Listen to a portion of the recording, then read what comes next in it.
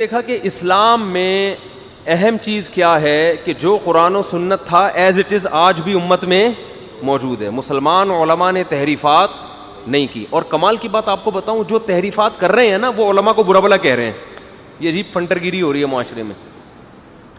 یعنی جو قرآن و سنت میں تحریف کر رہا ہے نا, پروفیسر ٹائپ کے جو لوگ نئے نئے مارکیٹ میں آ رہے ہیں, پروفیسر غامدی صاحب جیسے, جو تحریف کر رہے ہیں نا, وہ اس تحریف پہ لیبل پتہ کیا لگاتے ہیں کہ جیسے یہود و نصارہ کے مولویوں نے قرآن و اپنی تورات انجیل میں تحریف کی, ایسے ہی اس امت کے علماء نے بھی قرآن و حدیث میں تحریف کی. ہم اصل قرآن بتا رہے ہیں آپ کو, حالانکہ اصل میں یہ تحریف کر رہے ہیں. یہ خوب سمجھ لیں کہ اس امت کے علماء اور پچھلی امتوں کے علماء میں زمین آسمان کا فرق ہے. جیسے اس امت میں اور پچھلی امتوں میں زمین آسمان کا فرق ہے, اسی طرح اس امت کے علماء اور پچھلی امتوں کے علماء میں بھی زمین آسمان کا فرق ہے. پچھلی امتیں من حیث الامہ گمراہ ہو گئیں. اس امت کے بارے میں قرآن کہتا ہے کنتم خیر امۃ اخرجت للناس, تم تمام امتوں سے سب سے بہتر ہو جن کو ہم نے لوگوں کے نفع کے لیے پیدا کیا ہے. کیا مطلب؟ یہ امت باقی دنیا کی امتوں کو گائیڈ کرے گی. اس سے پتہ چلتا ہے یہ امت من حیث الامہ گمراہ نہیں ہو سکتی. چند لوگ تو خراب ہو سکتے ہیں, پوری امت نہیں خراب ہو سکتی. سمجھ میں آ رہی ہے بات؟ دوسری بات, اس امت کے علماء, روایت میں آتا ہے کہ بنی اسرائیل کے علماء کی طرح ہیں. امت کیوں گمراہ نہیں ہوگی پوری؟ اس لیے کہ علماء گمراہ نہیں ہوں گے. کچھ ہو جائیں گے لیکن ایسا نہیں ہوگا کہ اس امت کے علماء کس پہ جمع ہو جائیں؟ گمراہی پہ. تو ان علماء کی اقتداء کی وجہ سے یہ امت من حیث الامہ گمراہی سے بچی رہے گی, کیونکہ یہ علماء تحریف نہیں کرنے دیں گے. حضرت مفتی محمد شفیع صاحب رحمہ اللہ تعالی سے کسی نے مسئلہ پوچھا, انہوں نے جواب دیا. اب وہ پریشان ہو گیا, وہ جواب سن کے, وہ اس کے مطلب کا مسئلہ نہیں تھا. تو اس نے حضرت مفتی شفیع صاحب پہ طنز کیا کہ یہ مولویوں نے اپنے آپ کو دین کا ٹھیکیدار کیوں سمجھ لیا ہے کہ جو مسئلہ ان مولویوں سے پوچھا جائے. تو اس کا مطلب یہ اپنے آپ کو دین کا کیا سمجھتے ہیں؟ ٹھیکیدار. انہوں نے فرمایا ٹھیکیدار تو نہیں, چوکیدار ضرور ہیں. چوکیدار ضرور ہیں. قرآن و سنت کے نام پہ کسی کو گھسنے نہیں دیں گے تحریف کے لیے.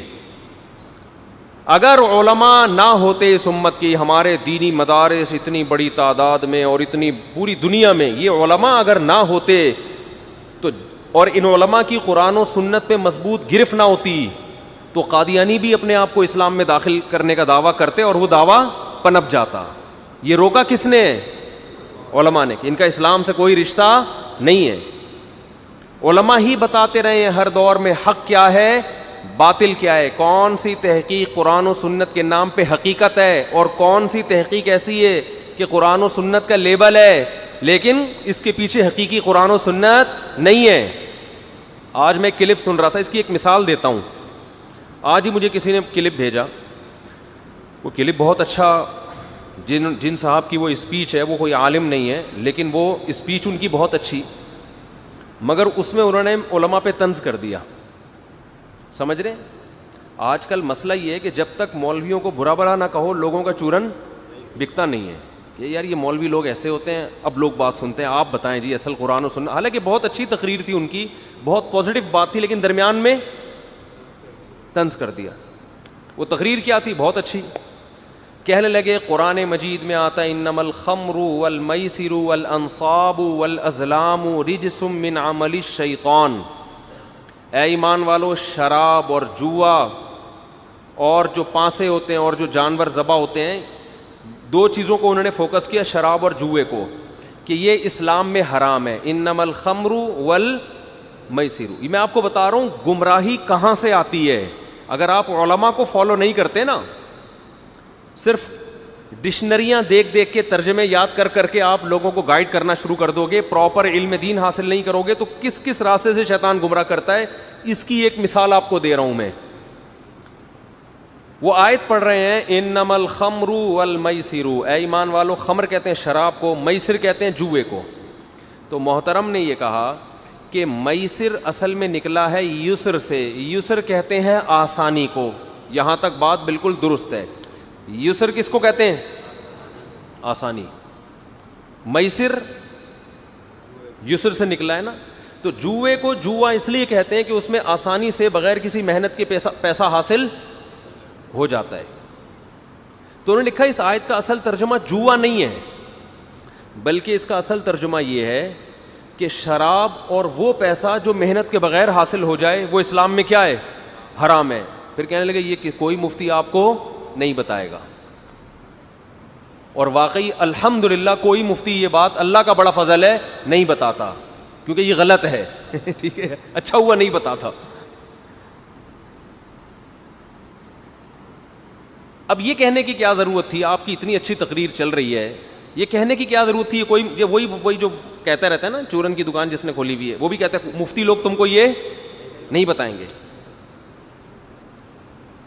خام خام ہی چورن سے یاد آیا, وہ ایک دفعہ انہوں نے ایک چورن یہ بھی بیچا کہ کسی نے ویل مچھلی کے بارے میں سوال کیا. ویل مچھلی کے بارے میں محترم سے سوال کیا تو انہوں نے کہا حنفی لوگ کہتے ہیں کہ ویل مچھلی اسلام میں کیا ہے؟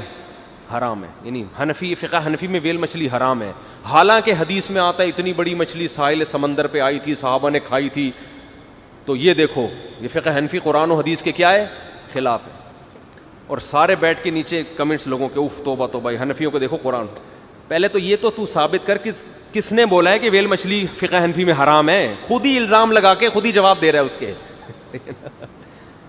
جب مچھلی ہے تو وہ فقہ حنفی میں جائز ہے, کیونکہ فقہ حنفی میں تصریح ہے کہ سمندر کی تمام مچھلیاں کیا ہیں؟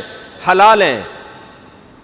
فقہ حنفی میں یہ ہے کہ مچھلی کے علاوہ کوئی چیز حلال نہیں ہے. تم قرآن و سنت سے ثابت کرو, کسی ایک صحابی سے ضعیف حدیث دکھا دو یا کسی ایک تابعی سے ضعیف حدیث کہ مچھلی کے علاوہ کسی چیز کو ہاتھ بھی لگایا انہوں نے, پھر آپ بولنا فقہ حنفی قرآن و سنت کے خلاف ہے. تبھی کہہ رہا ہوں سامنے بیٹھے گا تو تیرا چورن کی دکان بند ہو جائے گی. صحیح ہے نا. فقہ حنفی پہ بھی الزام لگا رہا ہے, علماء پہ بھی الزام لگا رہا ہے. فقہ حنفی میں ویل مچھلی بالکل جائز ہے. کس نے کہہ دیا؟ اگر کسی کتاب میں لکھا بھی ہے کہ حرام ہے تو وہ غلط لکھا ہے. فقہ حنفی ہر کتاب کا ذمہ دار نہیں ہے. تو بیٹھ کے فضول بس علماء پہ الزامات لگاتے رہو. اور میں نے جو سوالات کیے ہیں کہ تم اگر یہ حلال ہے مچھلی کے علاوہ بھی, دیکھو اختلافی مسئلہ ہے, ہم اس میں اعتدال سے کام لیتے ہیں. باقی فقہا ویل مچھلی کے علاوہ سمندر کی مخلوق کو بھی حلال سمجھتے ہیں, لیکن وہ اعتدال کے ساتھ, وہ فقہ حنفی پہ طنز نہیں کرتے. وہ کہتے ہیں ان کے اپنے دلائل ہیں, ہمارے اپنے دلائل ہیں. یہ لوگ جب رد کرتے ہیں نا تو ایسے فنٹر بن کے رد کرتے ہیں کہ قرآن و حدیث صرف انہی کو آتا ہے, ابو حنیفہ کو نہیں آتا تھا. آپ ذرا ہمارے ساتھ بیٹھو, انشاءاللہ ہم آپ کو بتائیں گے جتنا اچھا قرآن و حدیث ابو حنیفہ نے سمجھا ہے, آپ خواب میں بھی وہ ایسا نہیں سمجھ سکتے. تبھی تو بڑے بڑے محدث, میرا ایک بیان ہے آڈیو بیان, کہ بخاری اور مسلم کے راویوں میں بڑے بڑے محدثین ایسے ہیں جنہوں نے اس بات کا اعتراف کیا ہے کہ ما سمعنا رأیا احسن من رأی ابی حنیفہ. ابو حنیفہ کو جو اللہ نے فقاہت دی تھی, سمجھ دی تھی, اس جیسی سمجھ ہم نے کسی میں نہیں دیکھی ہے. تو خیر خود ہی الزام لگا دیا. تو وہ محترم تقریر یہ کر رہے تھے, اچھی تقریر, کہ میسر یسر سے نکلا ہے. یسر کسے کہتے ہیں؟ بولو, آسانی کو. یسر کسے کہتے ہیں؟ آسانی کو. تو اس کا اصل ترجمہ ہے شراب بھی حرام اور آسانی کے ساتھ کمایا ہوا فری پھوکٹ کا پیسہ بھی کیا ہے؟ یہ تو پھوکٹ تو میں اپنی طرف سے لگا رہا ہوں نا, یہ بھی کیا ہے؟ حرام. لہذا جہیز بھی حرام, کیونکہ وہ بھی فری میں ملتا ہے. جہیز بھی کیا ہے؟ حرام ہے, کیونکہ وہ بھی کیا ملتا ہے؟ فری میں. ٹھیک ہے, آپ کی سوچ اچھی ہے, آپ لوگوں کو میسج اچھا دے رہے ہو کہ جہیز نہیں لینا چاہیے, یہ میسج اچھا ہے, لیکن میرے بھائی اس کے لیے مفتیوں پہ طنز کرنے کی کیا؟ یہ ویسے ہی کہہ دیتے نہیں لیا کرو. رہا یہ جو دلیل دی ہے نا کہ میسر کا ترجمہ جو کوئی بھی مفتی نہیں بتاتا کہ آسانی ہے, تو یاد رکھیں دنیا میں اصول یہ ہے کہ جب کوئی چیز ٹرم ہوتی ہے نا, اصطلاح ہوتی ہے, اس میں اس کے اصل معنی نہیں دیکھے جاتے کہ یہ کس سے نکلا ہے. یہ دیکھا جاتا ہے نکل کے بن کیا گیا ہے اور یہ اس کو نام کیا دیا جا رہا ہے. میسر نکلا یسر سے ہے, اس لیے کہ جوئے میں آسانی سے پیسہ کمایا جاتا تھا, اس لیے عرب نے اس کو کیا کہنا شروع کر دیا؟ میسر. لیکن جب اس کو میسر کہنا شروع کر دیا تو اب جوئے کو میسر کہا جائے گا, ہر آسانی سے کمائی ہوئی چیز کو میسر نہیں کہا جائے گا. یہ اصطلاح ہے, ٹرم ہے. اس کی مثال خمر ہے. اس سے پہلے کیا قرآن میں لفظ استعمال ہوا؟ خمر حرام. خمر شراب کو کیوں کہتے ہیں؟ خمر اصل میں کہتے ہیں, آپ کو دیکھو نا, خمار, دوپٹہ, اوڑھنی عورتیں سر پہ ڈالتی ہیں, اس سے وہ چھپ جاتی ہیں. خمار, خمر نکلا ہے مخامرۃ العقل سے, عقل پہ پردہ پڑ جاتا ہے شراب پی کے. تو ہر وہ چیز جس سے آپ کی عقل کام کرنا چھوڑ دے اس میں خمر کا معنی پایا جاتا ہے. تو شراب کو خمر کیوں کہا جاتا ہے عربی میں؟ اس لیے کہ اس سے عقل کس میں آ جاتی ہے؟ پردے میں آ جاتی ہے. اب آپ نے کہا چونکہ خمر کو خمر اس لیے کہا جاتا ہے کہ وہ خمار سے نکلا ہے اور اس سے عقل پردے میں آ جاتی ہے, تو ہر وہ چیز جس سے عقل پردے میں آ جائے وہ حرام ہے. لہذا نیند کی گولی بھی کیا ہے؟ کیونکہ عقل تو اس سے بھی پردے میں آتی ہے. نیند کی گولی کھا کے آپ ٹون ہو جاتے ہیں. بعض لوگ دوسری شادی کا تذکرہ سن کے ٹون ہو جاتے ہیں خوشی سے. تو یہ بھی حرام ہے. کیا خیال ہے بھائی؟ تو کرتے ورتے نہیں, لیکن خوشی میں پاگل ہو جاتے ہیں وہ. تو ہر وہ چیز تو آپ کو کیا, میں ہوں سننی ٹن ٹناٹن والا ہو جائے گا یہ تو حساب. وہ تو نظم آئی تھی نا, نعت آئی تھی, یعنی ہر وہ چیز جو آپ, وہ نظم بعض لوگ وہ سن کے ٹن ہو گئے. میں ہوں قادری, سننی ٹن ٹن ٹناٹن آئی تھی نا ایک نعت, تو بعض لوگ وہ سن کے کیا ہو گئے, ٹن ٹناٹن ہو گئے. تو ہم کیا کہیں گے بھائی, خمر اگرچہ یہاں سے نکلا ہے یہ لفظ, لیکن جب نکل کے کسی خاص چیز کو نام دے دیا گیا, ناؤن ہو گیا, تو اب اس سے وہی چیز مراد ہوگی. یہ نہیں دیکھا جائے گا کہ اس کا مادہ اشتقاق کیا ہے, یعنی یہ لفظ نکلا کہاں سے ہے, جہاں سے نکلا ہے ان تمام چیزوں پہ اس کو چسپاں کیا جائے, ایسا نہیں ہوتا. اسی وجہ سے جتنے بھی دنیا میں مفتی پائے جاتے ہیں وہ سارے یہی کہتے ہیں کہ میسر کا لفظ نکلا اگرچہ یسر سے ہے, مگر یہ اسپیسیفک ایک خاص کھیل کو کہا جاتا ہے جسے سٹا اور جوا کہتے ہیں. اب یہ نہیں کہ جو بھی آسانی سے حاصل ہو رہا ہے اس کو کیا کہہ دیں گے آپ, میسر. تو جہیز ناجائز کوئی اور وجہ سے ہے, اس آیت کی وجہ سے نہیں ہے. سمجھ میں نہیں آ رہی بات؟ کیونکہ ارے تو ایسے تو کسی نے نیچے کمنٹس کیے ہوئے, کوئی فری میں گفٹ لا کے دے دے تو وہ بھی کیا ہے, فری پھوکٹ کا ہی ہے نا. جہیز میں تو پھر بھی تھوڑی ٹینشن ہوتی ہے, تھوڑا مانگنا پڑتا ہے, بے شرم بننا پڑتا ہے بعض دفعہ. یہاں تو وہ بھی ٹینشن نہیں ہے, عزت کے ساتھ آپ کو فری پھوکٹ میں کیا مل جاتے ہیں, پیسے مل جاتے ہیں.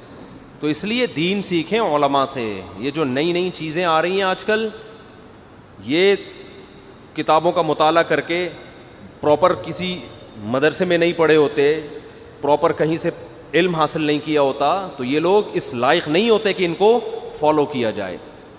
ہاں آپ کہہ سکتے ہیں بہت سے لوگ مدرسوں میں پڑھ کے گمراہ کر رہے ہیں, تو بالکل ٹھیک ہے, کر رہے ہیں گمراہ, لیکن اہل حق بھی کہاں سے پیدا ہوں گے, اسی پروسیس سے گزر کے پیدا ہوں گے. جیسے doctor M B B S جب تک نہیں کرے گا, M B B S doctor نہیں بنے گا. اب آپ کو بہت سے ایم بی بی ایس کر کے بھی گمراہ کر رہے ہیں, غلط کر رہے ہیں, لیکن اس کا یہ مطلب تھوڑی کہ جو ایم بی بی ایس نہ کرے اس کو بھی ڈاکٹر مان لیا جائے, یہ تھوڑی ہوگا. تو میں یہ عرض کر رہا تھا کہ اس امت کے علماء میں اور پچھلی امت کے علماء میں زمین اور آسمان کا فرق ہے, کیونکہ یہ نبی آخری نبی ہے نا. پہلے تو یہ تھا کہ آخری نبی نہیں تھے, جو نبی دنیا سے جائے گا نیا نبی آئے گا.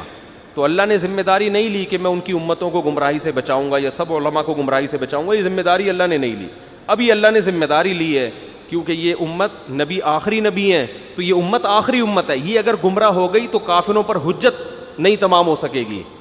تو ایک بہت بڑی تعداد میں مسلمان بھی حق پر رہیں گے, اور مسلمان حق پر رہیں گے کیوں, کیونکہ ان کے گائیڈ کرنے والے علماء حق پر ہوں گے.